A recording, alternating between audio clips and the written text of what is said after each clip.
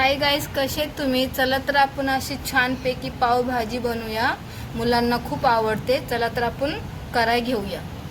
सर्वात आधी आपण असे बटाटे घेतले आहे, वाटाणे घेतले आहे, फ्लावर घेतला आहे, थोडीशी शिमला मिर्च घेतली आहे. चला तर आपण या भाज्या स्वच्छ धुवून शिजून घेऊया छानपैकी. चला आपल्या भाज्या शिजतर कुकरला 2 शिट्ट्या होऊस्तर असा आपण मसाला तयार करूया.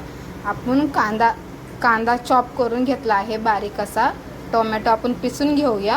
आपण अद्रक लसूणची पेस्ट पण करून घेऊया आणि कोथिंबीर घेतली आहे. चला तर आपण हे मसाले पिसून घेऊया. चला तर आपल्या अशा मस्तपैकी भाज्या शिजून झाल्या आहेत.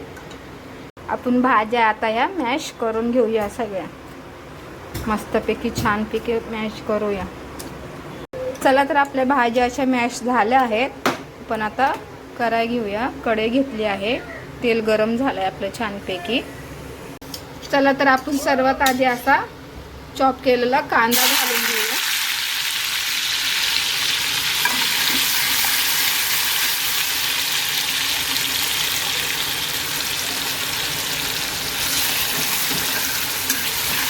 कांदा असा लालसर होतो चांगला परतून घेऊया.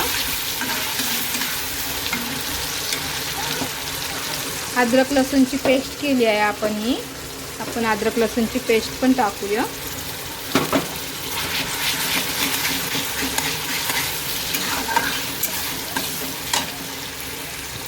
चला तर आपला असा कांदा असा लालसर झाला आहे. आता आपण याच्यात अद्रक लसूणची पेस्ट घालूया. आता टोमॅटो घालूया आपण पिसून घेतलेलं छानपैकी. छान असं टोमॅटो परतून घेऊया.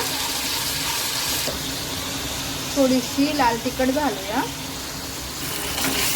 आपले मसाले छानपैकी परतून झाले. आपण मॅश केलेला आता भाज्या घालून घेऊया. चला तर आपण भाज्या घातल्या मस्तपैकी छानपैकी. आपली पावभाजी छानपैकी अशी तयार झाली आहे. खायला खूप छान लागते. थोडंसं आपण याच्यामध्ये पाणी घालून घेऊया.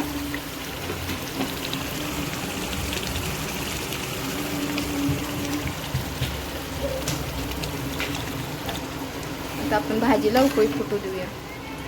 चला तर आपली भाजी अशी उकळी फुटली आहे छानपैकी. आपण पावभाजी मसाला घालून घेऊया. 2 चमचे पावभाजी मसाला घालून घेऊया. कोथिंबीर घालूया.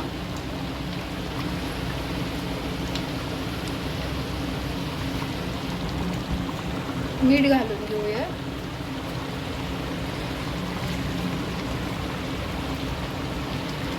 आणि अमूल बटर घालून घेऊया.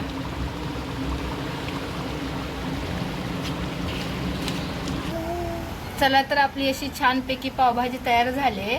आपण पावाशे तुपात भाजून घेतले छानपैकी.